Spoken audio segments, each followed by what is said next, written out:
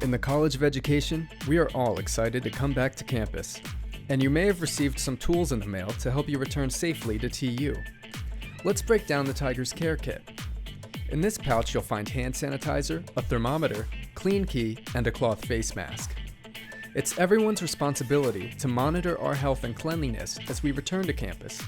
In order to do so, we'll have to regularly take our temperatures and regularly keep our hands clean and sanitized.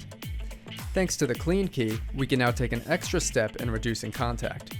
This key allows you to open doors, lift bags and small tools, or even press buttons, all while serving as a barrier between your hands and potentially unsanitary surfaces. And I am certain at this point we all know how to wear a face mask. At Towson University, the Tigers Care Kit helps us to abide our health guidelines in the midst of the COVID-19 pandemic.